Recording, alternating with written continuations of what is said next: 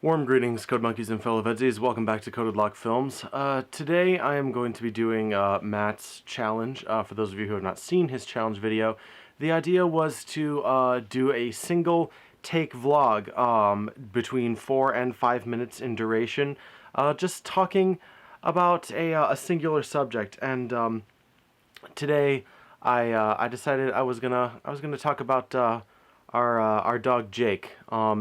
We had two dogs in the house, or rather, had two dogs in the house.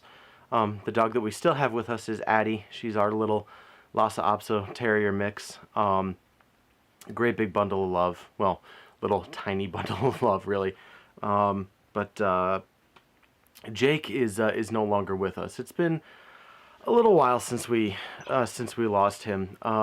This is his paw print right here. We pressed his paw print into some, I'm not exactly sure what this stuff is. I forget what it's called. It's got some name. It's like, it's a clay thing.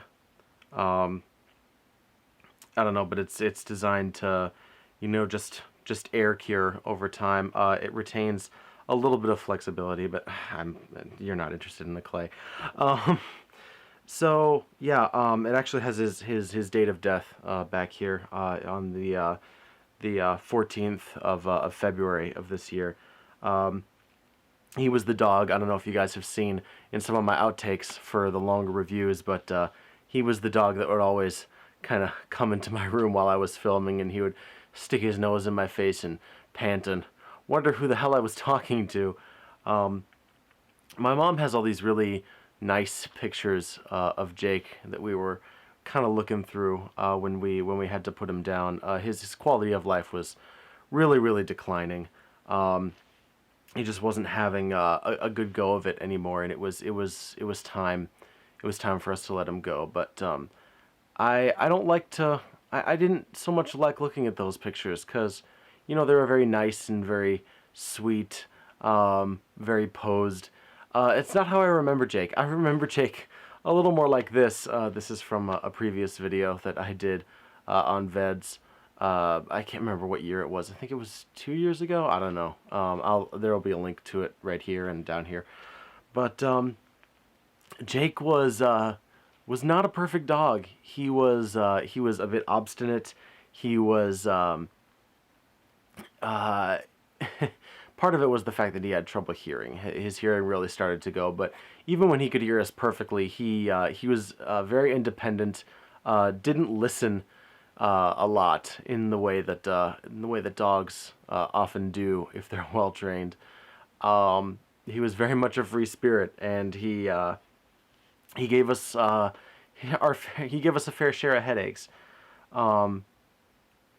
And really, losing him was a lot harder than I expected it was going to be. I was actually away at college for most of the time that he was with our family, and for the longest time he felt like my mom and dad's dog, not so much mine, at least not in the way that Kelly did, who was our previous dog. And I've talked about her at length. There'll be another video where I talk about Kelly linked down below.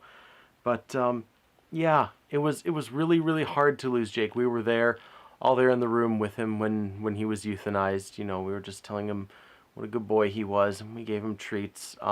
His last day of life, he got nothing but steak and bacon for his final days and his final meals, because, you know, he just figured that'd be a nice thing to do for him.